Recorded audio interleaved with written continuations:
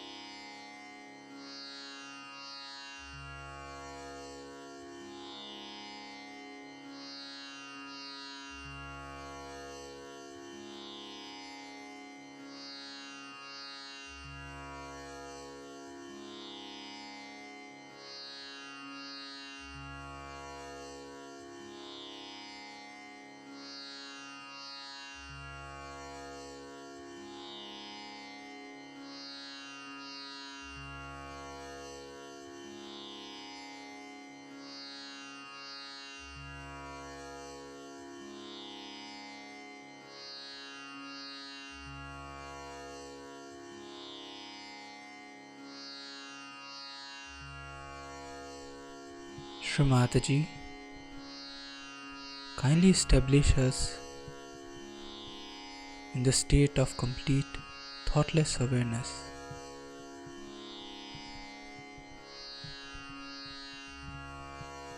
Shri Mataji, kindly make us your beloved son, Shri Ganesha.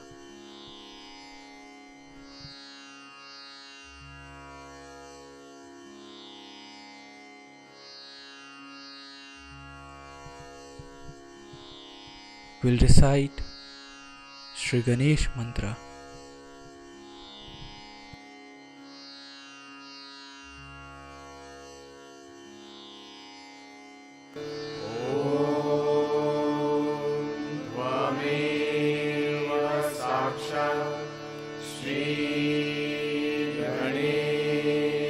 साक्षात् श्री आदिशक्ति माताजी श्री निर्मला देवे नमो नमः।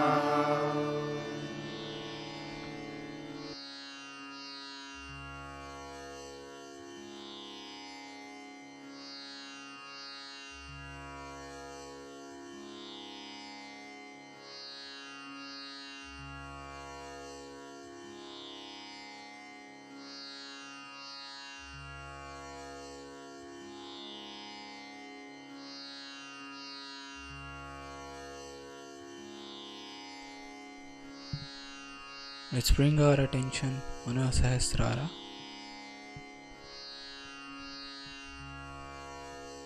Shri Mataji, kindly allow us to always feel your lotus feet on our Sahasrara.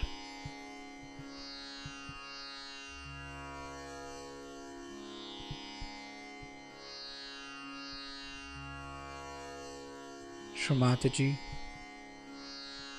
kindly establish our self-realization.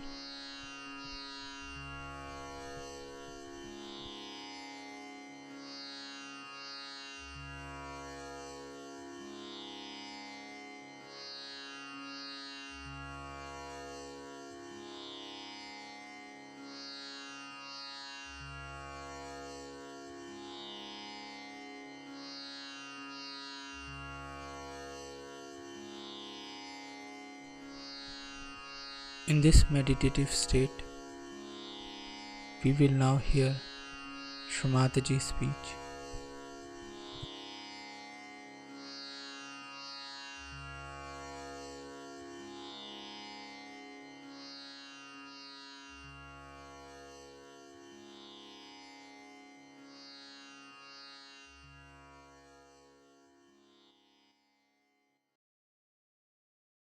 See, it's nature of a human being, which has been going through the different types of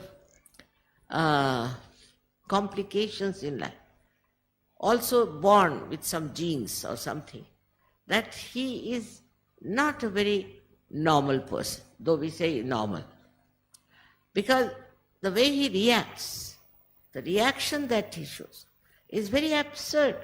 There's no need for anybody to telephone to me to tell me that, you see, this man is such and such, you better look out.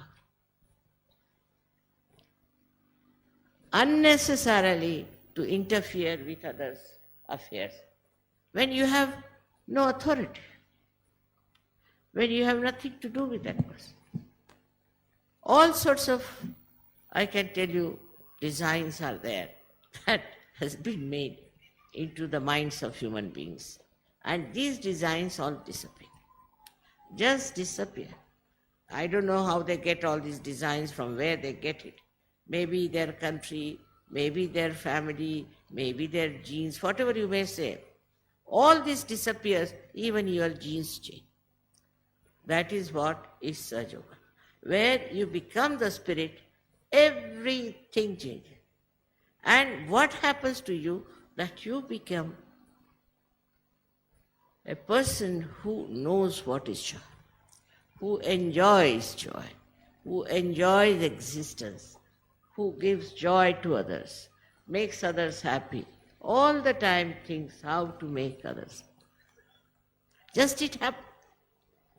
Though you are brought up the same way as others are, though you are being educated the same way maybe, but all that disappears and you become a wise, beautiful, joyous person. It's something that you have achieved, of which you may not be aware. The way you are enjoying in this scout ground, no other group could have enjoyed as you have enjoyed. I can see what you are doing here and how you are enjoying. How you are enjoying the company of others is very remarkable. And that has come because your heart is full of joy of the spirit that shines within. You can examine yourself and see for yourself whatever I'm saying is there or not. Of course, there are some people who think to end of themselves, they are staying in a hotel or some lodge or something. They are not enjoying. They still think that there's something great, so they must stay somewhere like that.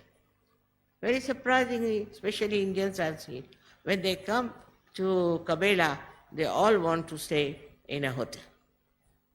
In their lives, they might be having one bathroom in their house. But when they come to Kabela, they want to stay in a hotel with attached bath, with this, with that. Young people, it's very surprising. It happens because I think they have never seen a good hotel, or maybe that they have lived in a very bad condition.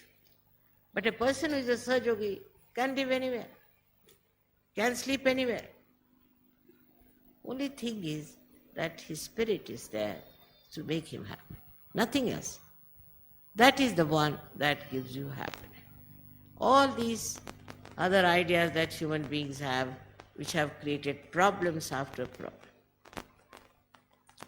Now you see, because you belong to a different religion, you are bad. If you want to know about the Christians, you better go and ask the Jews. And if you want to know about the Jews, better go and ask the Muslims. And if you want to know about the Muslims, go and ask the Hindus. You'll be amazed how they talk about other people, as if all of them are bad and they are the best. So this whole attitude changes completely.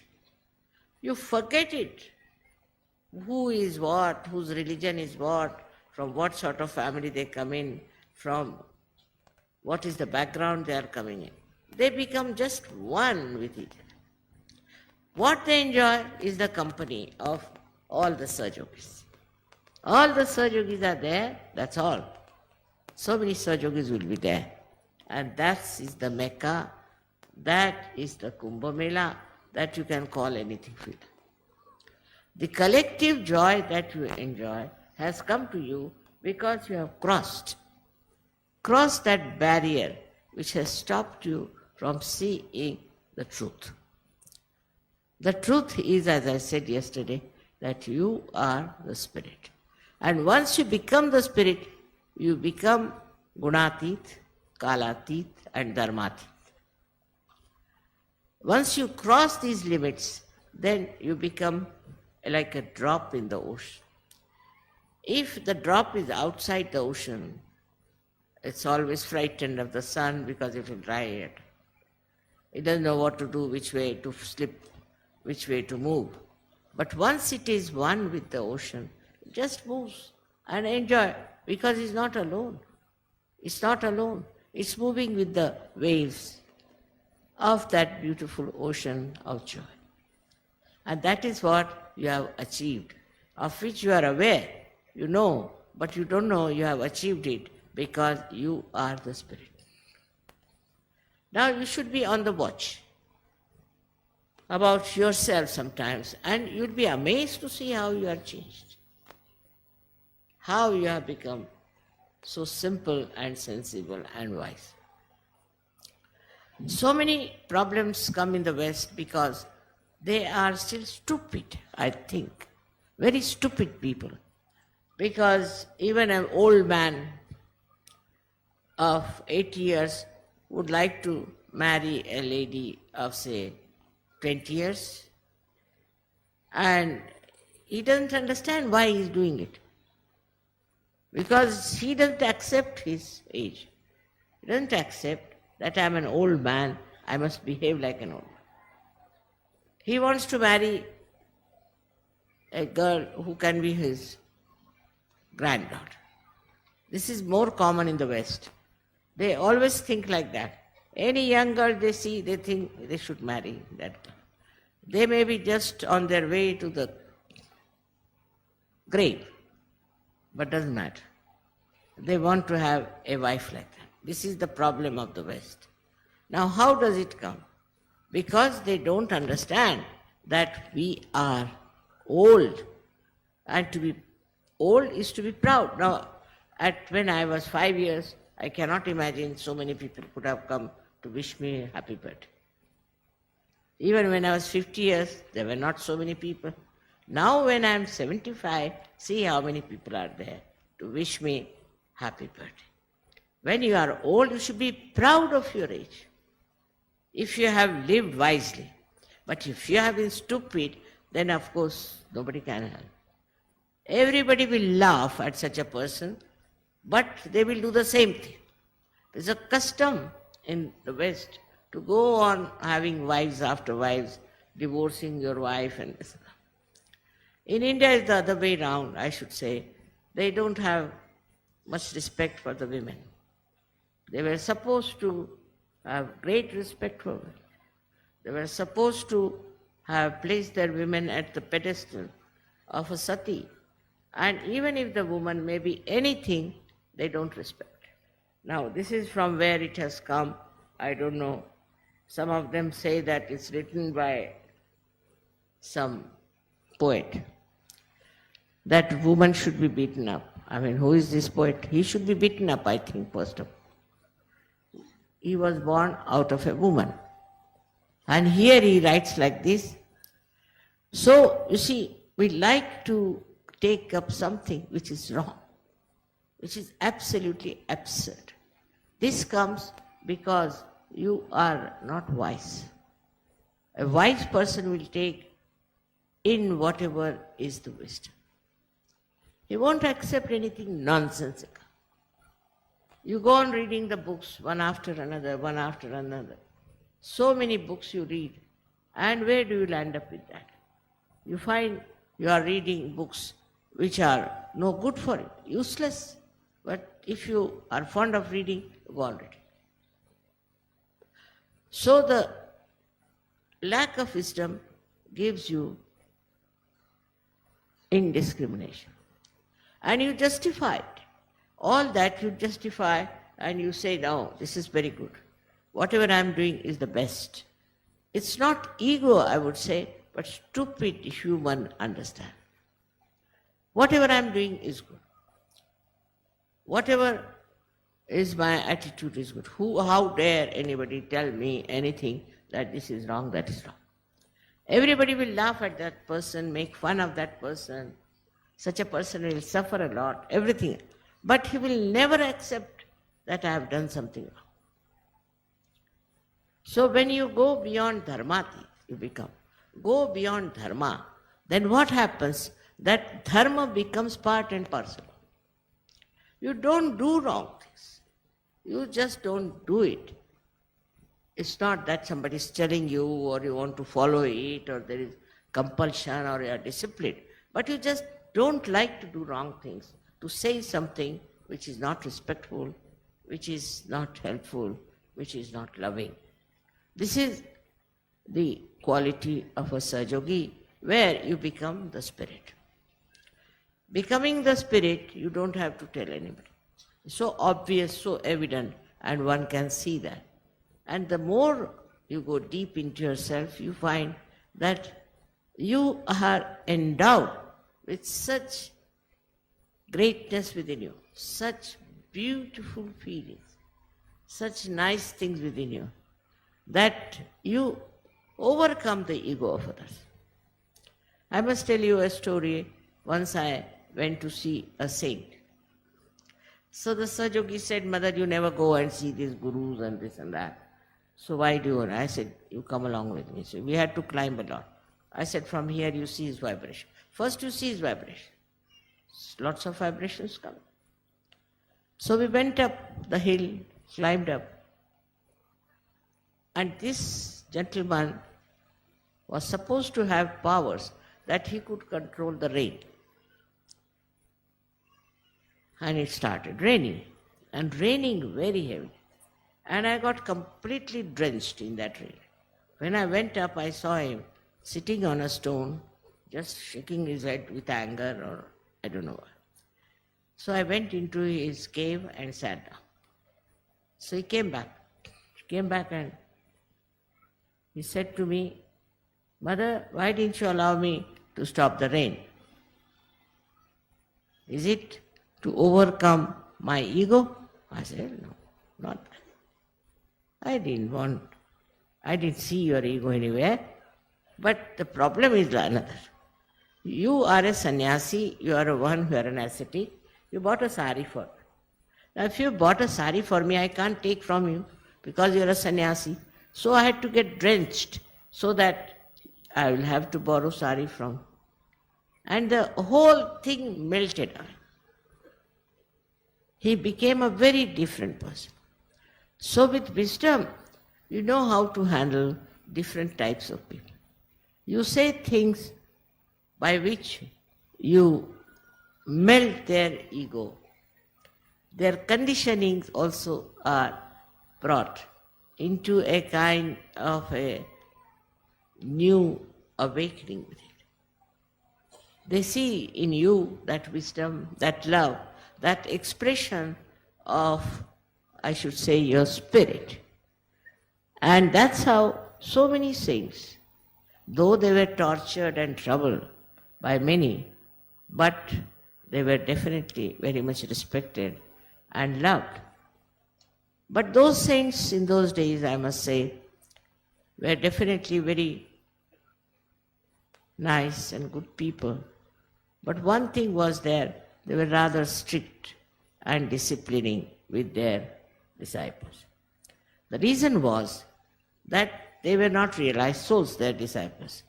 And these gurus thought that unless and until you discipline these people, they'll never rise. They'll never become something great. So they are to be disciplined. And those who were seekers of truth accepted. All right. Whatever you say, we'll do. Even if you ask us to fast, we'll do. They'll stand on their heads, or I'll stand on our head. Do what you say, I will be willing to do it. You don't have to worry on that point. And that's how they were very disciplining time. But in Sahaja Yoga, there's no discipline taught. The reason is you are realized souls. Your spirit is there, and the spirit gives you the light. In that light you see yourself so clearly, and you can discipline yourself. I don't have to tell you. You know that so many people have given up drugs overnight. But I never told them, I never even talked about drugs or anything. And how did they do it? Because they had the light. And this is what is you have got today in the light of the Spirit. You become absolutely independent and absolutely free, complete freedom, because you have the light. You cannot do wrong things.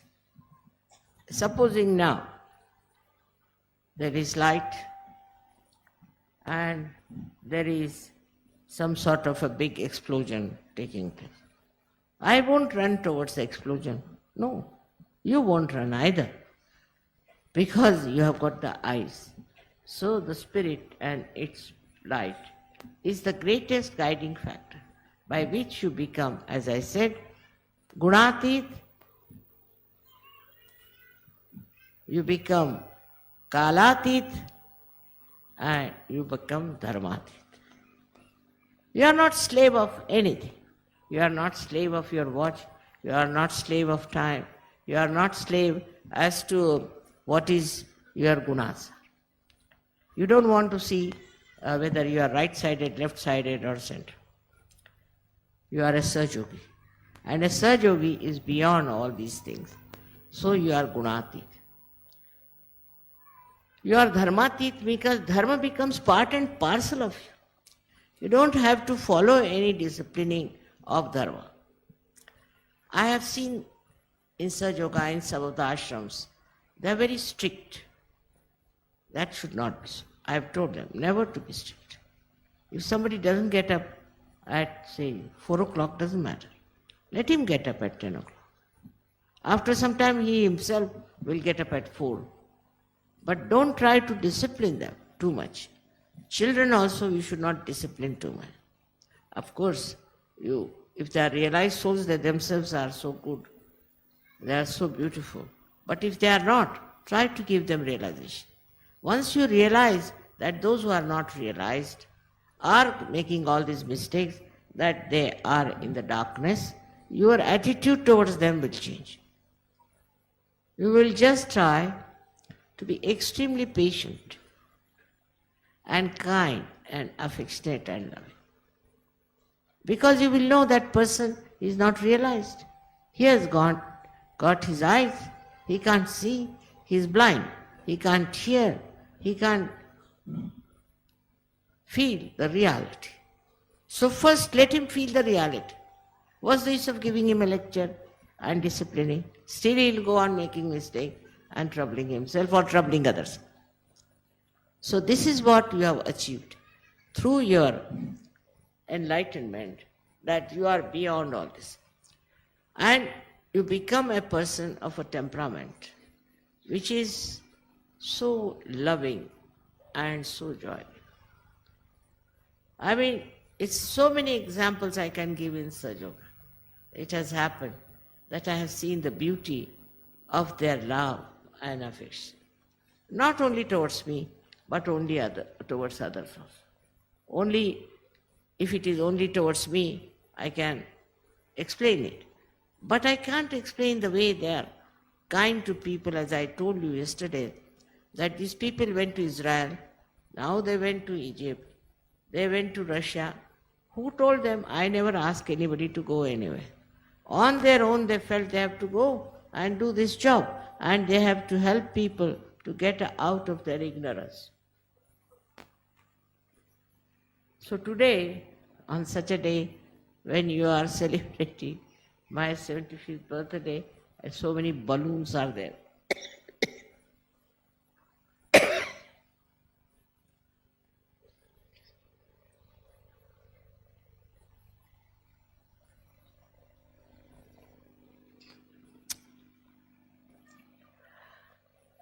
They are very remarkably, very picturesque and have colors of different types expressing your love for me. In everything I see your love. Whatever you have done here, all your decorations, everything, I feel My children are so loving. I have done nothing for you. I don't know what makes you feel such gratitude. I still want to know what have I done. I've done nothing. But the way you want to express your love is very surprising.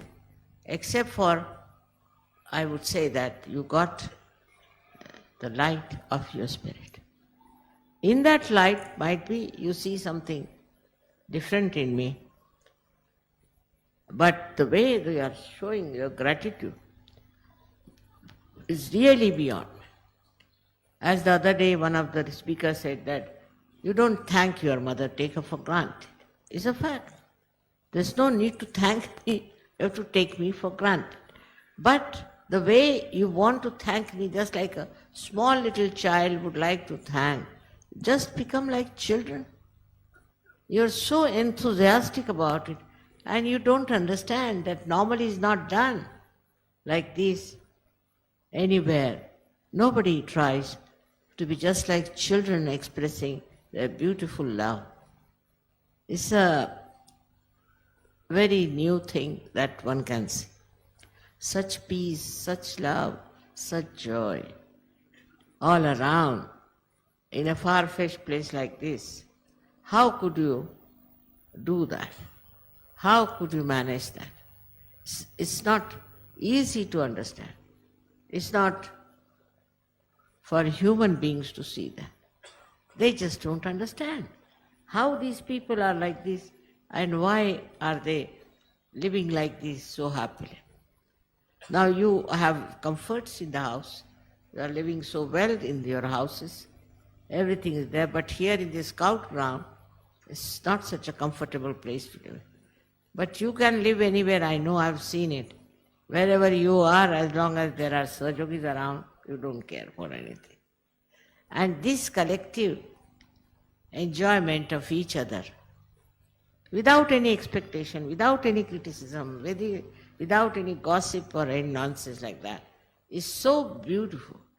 And even when you pull each other's legs, I enjoy your jokes and understand. That is such friendship, such beautiful friendship. Whether you are from India or from England or from America or from any other place, you find this such oneness of understanding, oneness of movement. Like one wave rises and another wave rises, another wave rises. It's continuous, eternal. And this is what one has to achieve for others also. For that also must remember that you have the light others don't have. So you have to be very considerate, tolerant and understanding about their problem. And just listen to them. What is their problem? First they'll tell you that my business is going down, or they might say that my wife is no good, or my son has no job, he is not working, all kinds of things they might tell you. Listen to them. For them it is important. All right. After that, you will find gradually, you see, they will soothe down. Because you are emitting love. You are emitting joy. You are emitting confidence through your spiritual awakening. You have those powers. You just stand anywhere and you can create peace in that place. You can create happiness in that place. So be confident. Don't lose your confidence. Also, your wisdom to understand others will be very much convincing for other people to understand that they are something exceptional. They don't get angry. They don't get into temper. They are not mad people. They are not after some sort of a craze. Just very, very balanced people. And this, you don't have to practice. It is there. It is within you and you should be proud of it. You should not think that it is something that you have to achieve. or to become. You have it. Within yourself, you have it. Only thing that you have to see in the light of the spirit yourself. It just is a very simple thing, and that works out. It is not easy for others to understand you, but it should be very easy to understand them, because you were like that before, and now they are seeing you and they will become like. It's very simple. You can see this, that I started Sahaja Yoga with one lady. And now today, see how many are there. Now what have I done? I really don't know. What have I done? I have no idea. And what you think such gratitude and enjoyment and joy. So all these things, whatever I have told you, you have to be aware of your being, of your own self, of your spirit. That you are the spirit. And as you are the spirit, you are beyond all these things. And once that happens, you will be amazed. What a personality you are.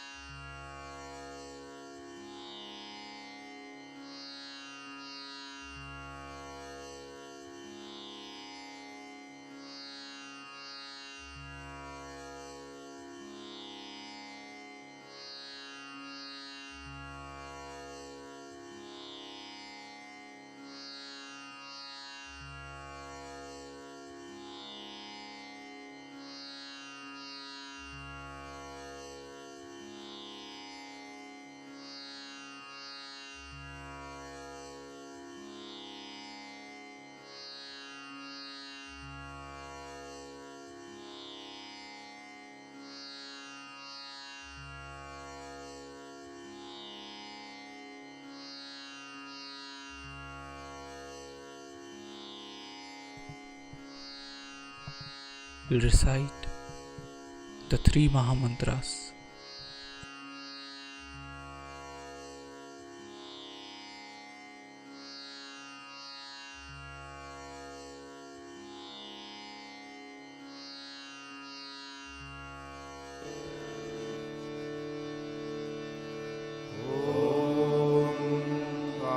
त्वमेव साक्षात् श्री महालक्ष्मी महासरस्वती महाकाली त्रिगुणात्मिका कुण्डलिनी साक्षात् श्री आदिशक्ति माताजी Shri nirvana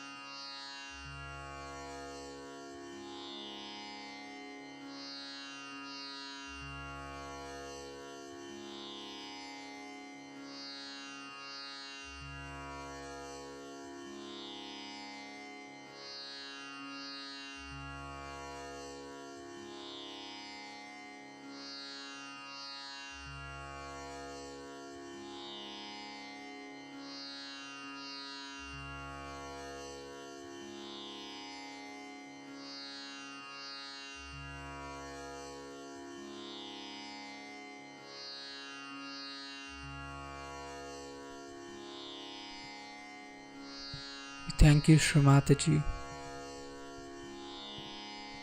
for all your blessings and this beautiful collective morning meditation.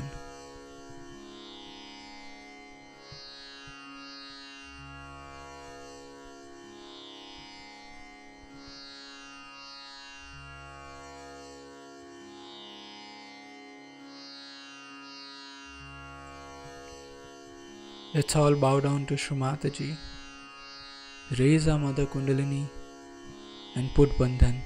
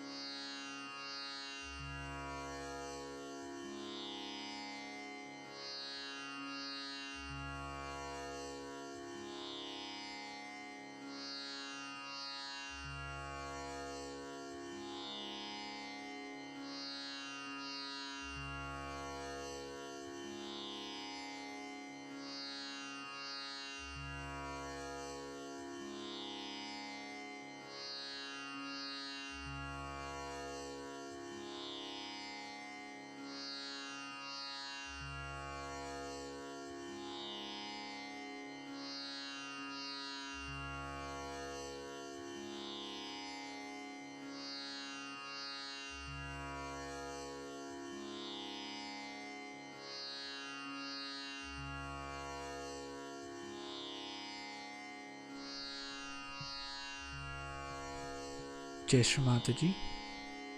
We wish Happy Holi to everyone